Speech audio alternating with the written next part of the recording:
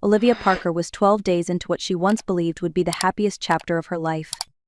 At 34, she had built a quiet routine around her little flower shop in downtown Portland, and marrying Evan Sterling felt like the final piece of a gentler future she had long prayed for.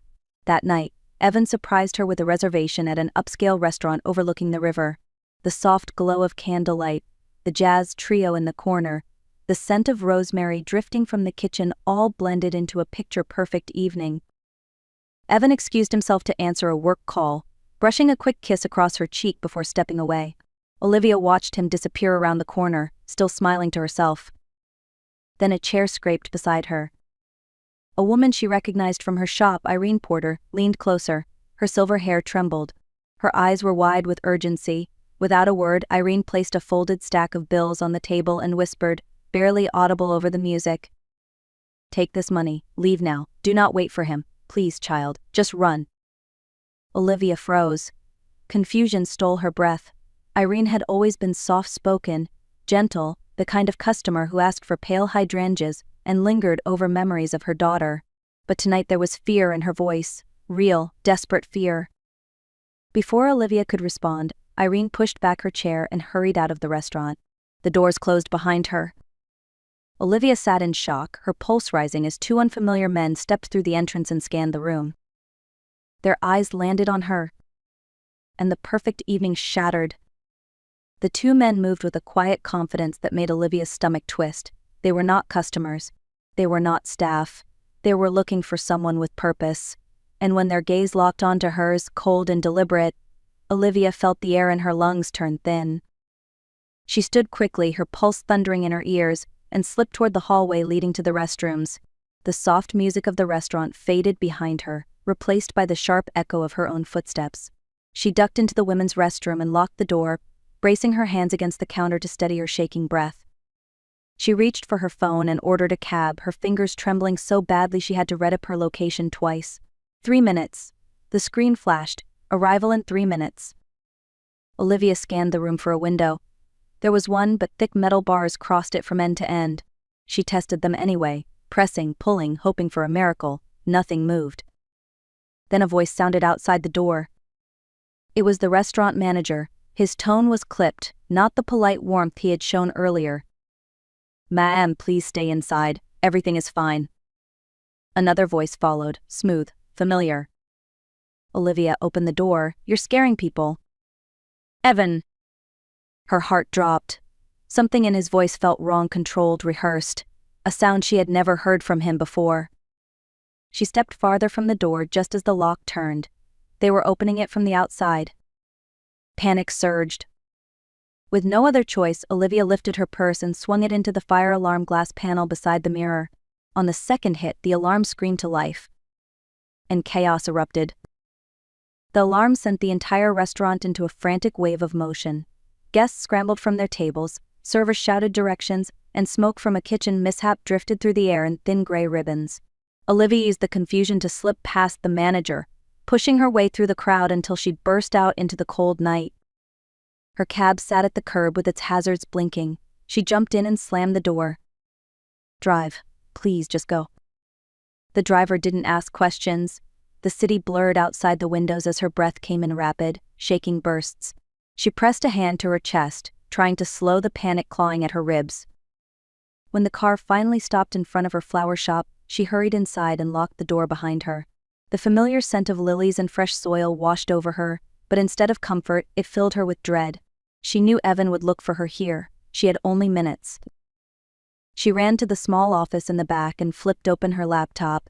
If she could transfer the money in her account to her old payroll card, the one Evan didn't know existed, she could at least protect something. Her bank app loaded. Her balance appeared. Relief flickered. She typed in the transfer amount, confirmed the numbers, entered the code sent to her phone. Transfer failed. Account restricted due to report filed by lawful spouse. Olivia stared at the message until the words blurred. Evan had frozen her accounts. Every dollar she had was now under his control. She slammed the laptop shut as a horrible realization sank in. Evan hadn't just found her. He had planned for this. And he was already stripping away everything she owned. Olivia left the flower shop through the back door, keeping to the shadows as she moved down the alley. She didn't know where else to go except home. Her apartment wasn't just a place to live, it was the last thing in her life untouched by Evan. Her parents had left it to her. No shared documents, no joint ownership, no way he could take it. That was what she believed. She reached the building, climbed the stairs 2 at a time, and fit her key into the lock. It didn't turn. She pulled it out. Tried again. The key scraped uselessly against the metal, refusing to enter. Her hand shook as she stepped back. A second lock, one she had never installed, gleamed beneath the old one. The door opened. A woman in a worn bathrobe stood in the doorway, her expression irritated and half asleep. "Yes?" she snapped. Olivia blinked. "I live here." The woman frowned. "Not anymore. I signed my lease last week. Talk to your landlord if you have an issue." A woman named Claudia Sterling. Olivia staggered back as if struck. Claudia, Evan's mother. Before she could speak, the woman closed the door. The locks clacked into place. Footsteps sounded behind her. Olivia turned to see Evan walking calmly down the hallway, hands in his pockets, expression unreadable. Behind him stood Claudia, polished and composed, holding a folder. Claudia spoke with chilling softness. "You abandoned the property. We took legal action. Everything is documented." Evan stepped closer, lowering his voice so only she could hear. "Stop resisting. The sooner you accept this, the easier it will be." Olivia felt the walls closing in. Neighbors peeked from cracked doors, watching, whispering. She was a stranger in her own home. With no escape and no one on her side, Olivia ran down the stairs, out the front door, into the cold night, because staying meant surrendering. And she wasn't ready to surrender. Olivia didn't stop running until her lungs burned and the city lights blurred through her tears. She wandered aimlessly for blocks, gripping her purse like a lifeline, afraid to slow down, afraid Evan might appear around any corner. Eventually she found a small 24-hour hostel wedged between a laundromat and a closed deli. It wasn't much, but it had a door and a lock. She paid in cash and collapsed on the thin mattress. When her hands finally stopped shaking, she scrolled through her phone until she found Irene Porter's number, the woman who had tried to warn her, the only person who had shown any sign of knowing the truth. Olivia pressed call. The phone rang once. Twice. Then Irene's trembling voice answered. "Olivia, are you safe?" The question broke something inside her. "No, I don't know what to do." "Come to my house," Irene said immediately. "I'm sending you the address. Do not talk to anyone. Do not go anywhere else." A half-hour later, Olivia stood in front of a small blue bungalow with wind chimes swaying softly in the night breeze. Irene pulled her inside, locking the door the moment it shut. "Tell me everything," she urged. Olivia recounted the past few hours being locked in the restroom, the men at the restaurant, her frozen accounts, the stranger in her home, Claudia's lies. Irene listened, silent and pale. When Olivia finished, Irene clasped her hands tightly. "It's happening again," she whispered. Olivia froze. "Again?" Irene nodded slowly, eyes filling with grief. "My daughter Vera married Evan 3 years ago, and everything that is happening to you happened to her first." She swallowed hard, her voice breaking. "And she never came home." For a long moment, Olivia couldn't speak. The room felt smaller, the air heavier, as if Irene's words had pushed the walls inward. Vera hadn't survived. The truth settled over her like a sheet of ice. Irene wiped her eyes, steadier now, as though she had rehearsed this pain for years. Vera was bright, trusting, and Evan made her feel chosen, special, just like he did with you. Then his mother stepped in. Claimed she could help them organize finances. Vera signed a few papers, thinking it was routine. Olivia's stomach twisted. Papers. Evan had done the same thing to her documents he called harmless registration forms. Irene continued. Within months, Vera's accounts were inaccessible. Her rental studio was suddenly flagged for violations, and Claudia reassigned her lease to another tenant. All legal, all clean. On record, Vera looked irresponsible, unstable. "What happened to her?" Olivia whispered. Irene's voice cracked. "They said she drowned in a boating accident, but her body was never recovered, and Evan barely waited before moving on." Silence stretched between them. Then Irene reached into a drawer and pulled out a folded note. Vera wrote this the week before she disappeared. She mentioned something called the Gray Ledger. Claudia kept a physical book. Names. Transfers. Every life they ruined. Olivia's pulse spiked. Proof. Real proof. Irene nodded, eyes fierce despite the tremor in her hands. That ledger is locked in Claudia's office at the housing authority. If we find it, we expose everything. Olivia looked down at the note, then back at Irene. For the first time since the nightmare began, she felt something stronger than fear. Resolve. Let's get it, Olivia said. Tonight. The housing authority building stood dark and silent, its concrete walls reflecting the thin glow of the streetlights. Olivia and Irene parked 2 blocks away, keeping to the quiet side streets as they approached the service entrance. Irene's steps were slow but unwavering. She had waited years for this night. A small keycard hung from a faded lanyard around her neck. Vera gave me this before she died, Irene whispered. I never had the courage to use it, until now. The card reader blinked red, then green. The lock clicked. They slipped inside. The hallway smelled of disinfectant and old paper. Fluorescent lights buzzed overhead, some flickering weakly. Irene led Olivia through the maze of narrow corridors, past bulletin boards with outdated notices and rows of darkened cubicles. Every footstep echoed too loudly. Every shadow felt like a threat. When they reached the executive wing on the 3rd floor, Olivia's heart hammered against her ribs. A frosted glass door bore the name Claudia Sterling, Deputy Director. Irene glanced up and down the hall, then nodded. Go on. Olivia turned the handle. To her shock, it opened without resistance. Claudia, in her arrogance, must have believed no one would dare enter.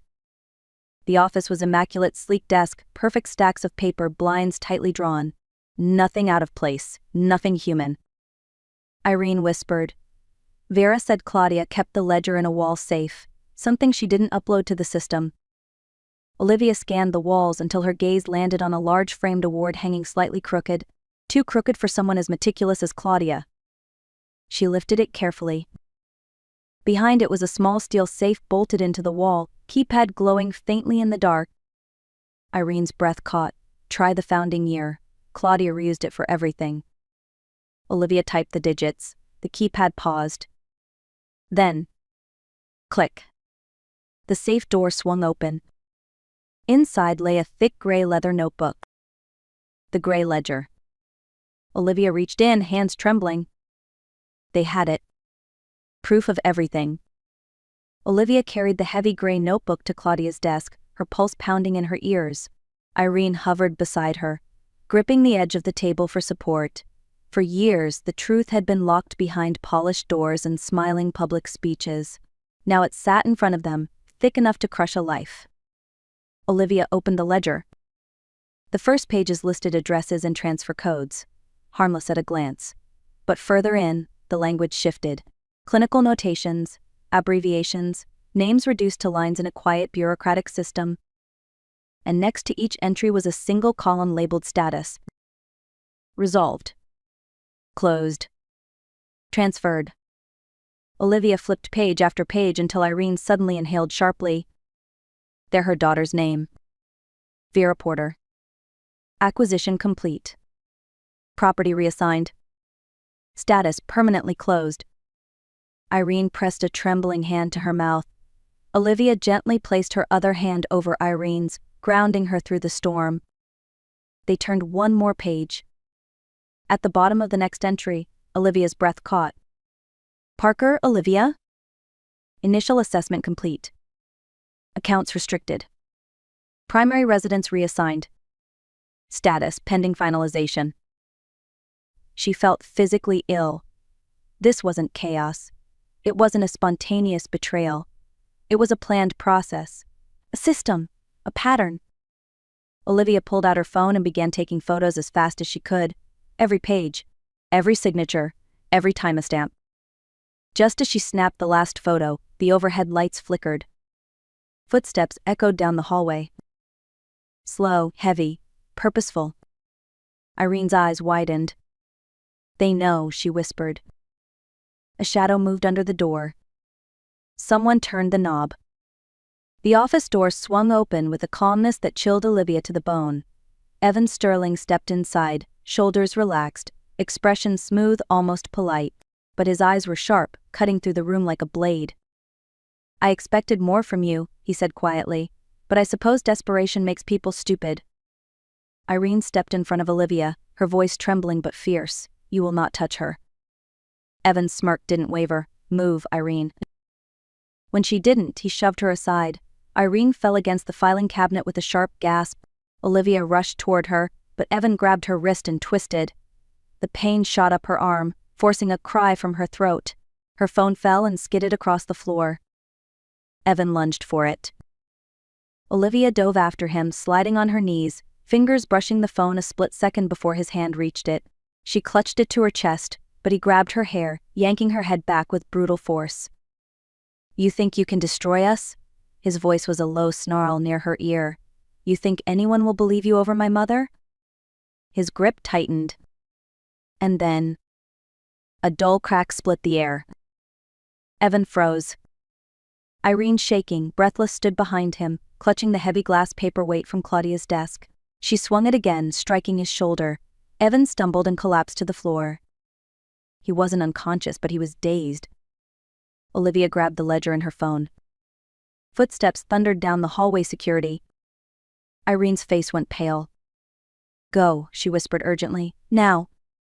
Olivia hesitated for half a second. Irene pushed her toward the side door. "Run."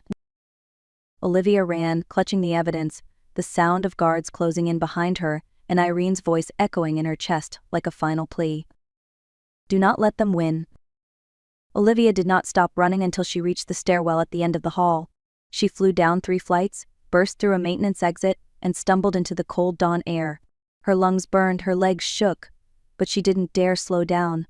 Not until she was blocks away and swallowed by the waking city. She found refuge in a small coffee shop opening for the morning shift. While her hands trembled around a cup of hot tea, she plugged in her dying phone. When the screen lit up, the images she had taken glowed back at her page after page of the gray ledger. Proof, undeniable proof. She printed 5 full sets at a nearby copy shop, each page crisp and clear. Then she checked the time. Almost noon. Claudia Sterling was scheduled to receive a public service award at the Civic Center auditorium. A perfect stage. Olivia arrived moments before the ceremony began. The lobby bustled with reporters, local officials, and community members eager to shake Claudia's hand. Olivia walked straight down the main aisle, ignoring the startled ushers trying to stop her. Claudia sat center stage, polished in an ivory suit, smiling for cameras. When she saw Olivia approaching, the color drained from her face. She gave a subtle nod to security. But she wasn't fast enough. Olivia stepped onto the stage and took the microphone from the stunned host. "My name is Olivia Parker. I married Evan Sterling 12 days ago, and I am here because everything you think you know about this family is a lie." A ripple of shock moved through the audience. Claudia rose to her feet. "Remove her now." Olivia opened the ledger and lifted her voice. "This book contains the names of every person the Sterlings tricked, ruined, and erased. 8 victims, including Vera Porter." Gasps filled the auditorium. A man stood abruptly, tears in his eyes. "Vera was my niece." Reporters rushed closer. Cameras flashed. Olivia continued. "Claudia Sterling used her position to steal homes, forge transfers, and cover the tracks of her son's crimes. Here is the evidence." Security hesitated, overwhelmed by the eruption of voices: outrage, disbelief, recognition. Behind Olivia, Claudia's mask cracked. Her voice rose, sharp with panic. "This is fabrication. She is mentally unwell." But the truth was already loose in the room, and there was no pulling it back. The auditorium dissolved into chaos. Reporters surged toward the stage. Audience members shouted questions. Others cried out as they recognized names from the ledger: neighbors, friends, family members who had vanished or lost everything without explanation. Police officers exchanged tense looks before stepping forward. The chief himself walked up the steps of the stage, eyes locked on Claudia. "Mom, I need you to come with us." Claudia backed away, shaking. "You have no authority. This is absurd. That woman is unstable. She is." But her voice cracked under the weight of 100 staring eyes. Evan, dragged in moments later by 2 officers, screamed Olivia's name like a threat. but the crowd drowned him out with angry cries. For the first time, the Sterling family had no shield left to hide behind. Within days, the district attorney opened a full investigation. Every fraudulent transfer was overturned. Every victim's family was contacted. The ledgers, the signatures, the timestamps all aligned perfectly with the stories of missing or displaced tenants. Gloria was released without charges and embraced Olivia with a flood of relief and gratitude. Olivia returned to her apartment with shaking hands. The locks had been changed back. Her belongings restored. She stood in the doorway for a long moment, letting the familiar scent of eucalyptus and magnolia steady her. It no longer felt like a remnant of her old life, but the beginning of a new one. She placed a small vase of fresh white lilies on the windowsill and whispered, mostly to herself, "I made it back." That night, she recorded her closing message. Sometimes survival begins with listening to the voice that tells you something is wrong. Sometimes courage starts with running. And sometimes justice begins with one person refusing to stay silent. If this story moved you, please like, share, and tell me where you're watching from. Your support keeps these stories alive. Remember, you're stronger than the trap you're in. Always.